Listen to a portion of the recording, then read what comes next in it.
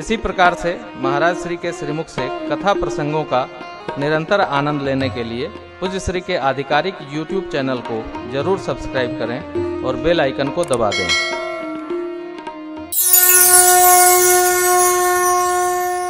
कल तक हम आप श्री राम कथा के क्रम में प्रभु की मधुर बाल लीलाओं का गान किए। आज सरकार की किशोर लीलाओं का वर्णन है। इस क्रम में अहिल्योद्धार, यज्ञ रक्षा, अहिल्योद्धार, पुरी प्रवेश, नगर भ्रमण, पुष्प वाटिका और धनुष भंग तक का प्रसंग हम लोग स्मरण करेंगे।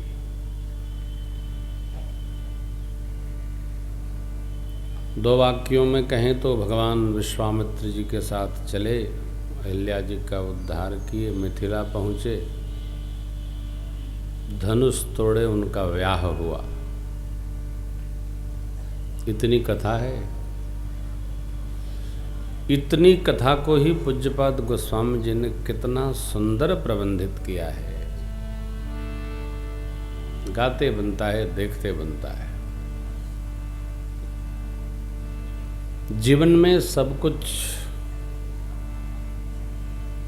प्रबंधित है।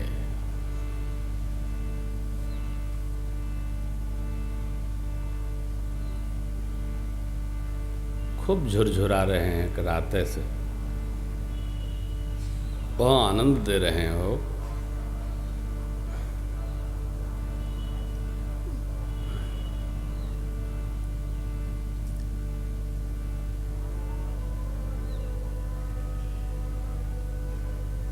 दैव क्या कहना चाहते हैं समझे में नहीं आ रहा है। मकर संक्रांति के बाद ठहाका धूप होती थी, आनंद होता था। दैव पलट गए हैं कलयुग में।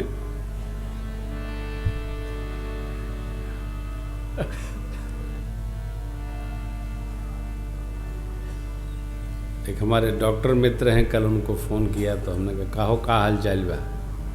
कहने बड़ा परेशान है।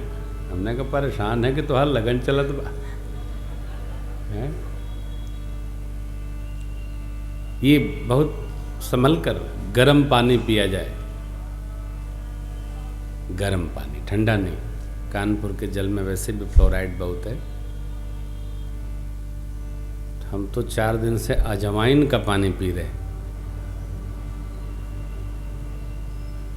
घर में तो चलती नहीं अपनी। अजवाइन का पानी, अजवाइन रोटी में, अजवाइन सब्जी में तबीयत एकदम खरखराई जाती। तर्क भी है तो हर तबीयत ठीक होकर चाहिए।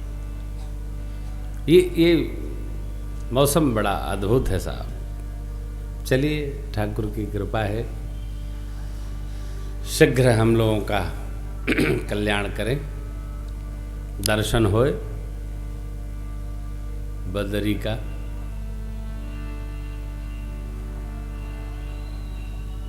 हमें लगता है कि जब मामने विश्वामित्र जी राम प्रभु को मांगने आए और सरकार जाने लगे मिथिला की ओर, सिद्धाश्रम की ओर, तो ऐसे बदरी रही होगी कि भगवान को घाम न लग जाए।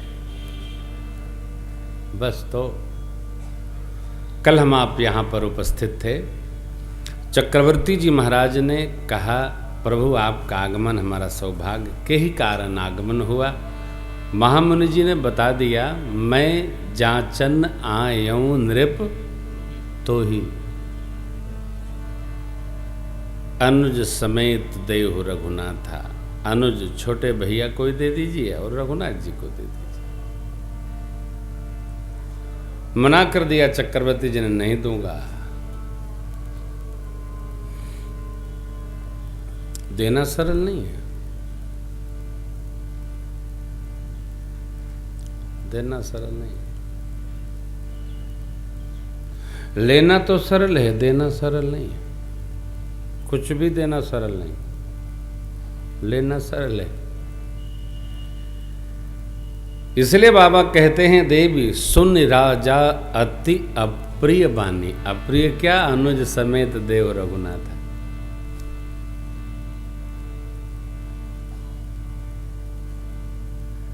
भर्तृहरि महाराज लिखते हैं, विभवे दान शक्तिश्च,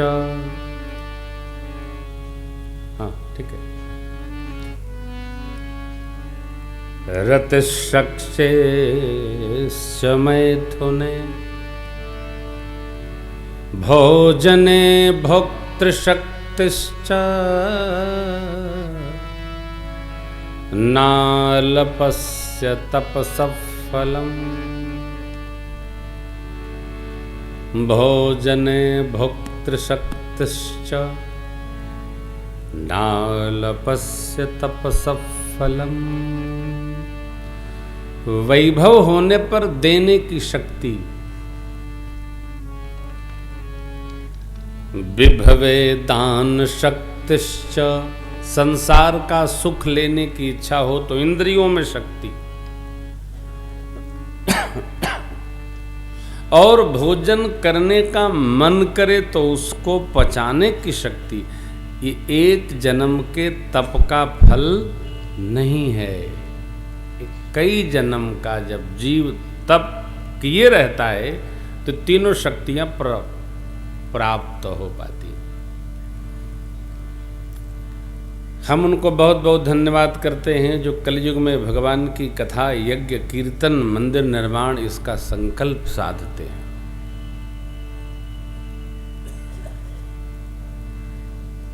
बहुत मुश्किल है वो।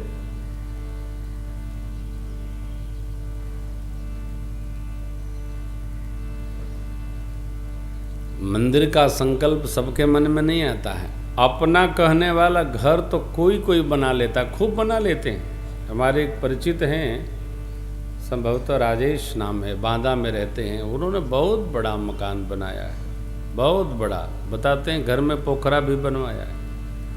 तो मैंने पूछा मंदिर कब बनवाएंगे? बोले बनाएंगे, मंदिर भी अब बनाएंगे। भी नहीं,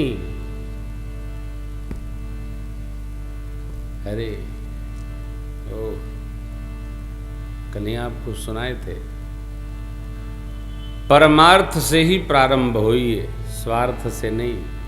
ये विश्वामित्र बाबा परमार्थ से प्रारंभ हो रहे हैं, इसलिए मांगने आ गए। अपने लिए क्यों मांगना राम को? अपने पास तो भजन है ये है, परंतु यज्ञ के लिए मांगने आए।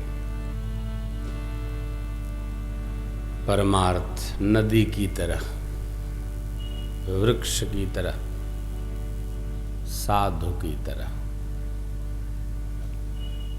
परमार्थ सुनकर समझकर चलाते रहिए। जो परमार्थ में रत रहता है, जिसकी गति रहती है, वो सदैव आनंद में रहता है। परमार्थी को कभी दुख नहीं सताता।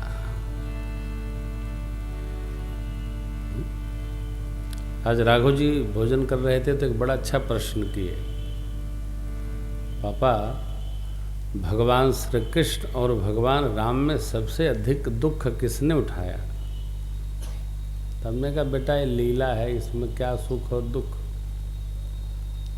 बच्चे का प्रश्न है। भगवान सुख दुख से परे हैं, सुखी दुखी तो हम आप होते हैं। हो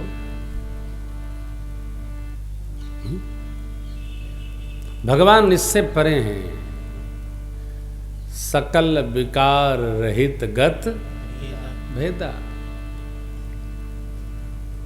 किसी ने कहा कन्हैया को बहेलिये ने मार दिया। अच्छा, वो सारे सृष्टि को वो जिला रहे हैं तो बहेलिया कौन होता है मारने वाला?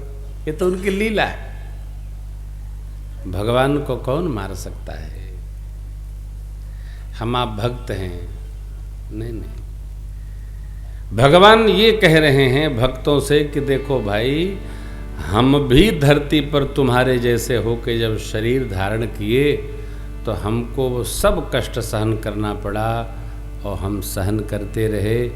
तुम्हारे पर भी पड़ेगी। तो मैं भगवान हूँ, जब मुझे प्रकृति ने नहीं छोड़ा तो तुम्हें भी नहीं छोड़ेगी। इसको हंसते मुस्कुराते जीते रहना। हाँ, ये तो सोचिए ही नहीं कि हमारा दुख कम है, नहीं, हमारा सबसे अधिक है नहीं साहब। क्या नहीं, आपने एक दूसरे का देखा नहीं इसलिए आपको अधिक लगता है। हमारा दुख सबसे कम है। दुनिया में कितने गम हैं, अपना गम सबसे कम है ये नहीं है?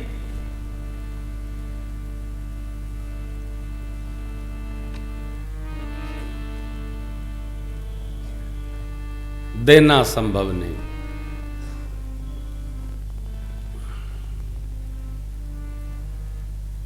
चेला देना नहीं चाहता है। महामुनि विश्वामित्र जी इसमें भी गदगद हो गए हो। सोने नृप गिरा प्रेम रस सानी,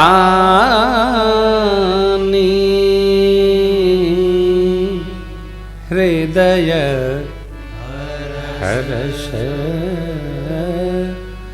माना मुनि।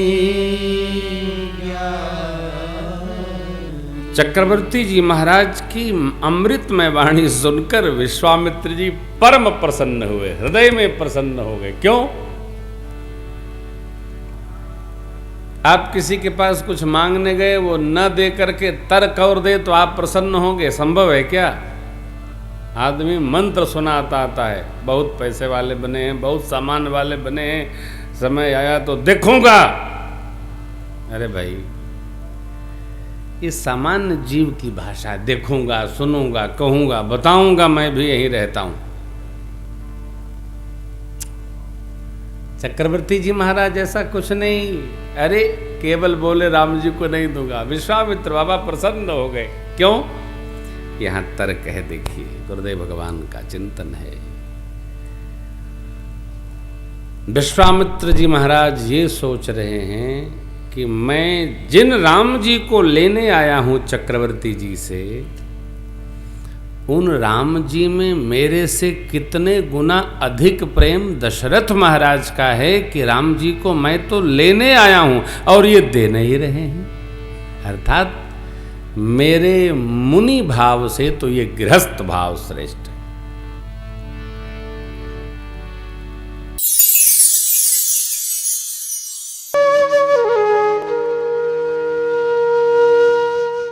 इसी तरह सुनते रहिए। चैनल को सब्सक्राइब करिए, बेल आइकन को दबा दीजिए और पुण्य अर्जन के लिए अपनों में शेयर करिए।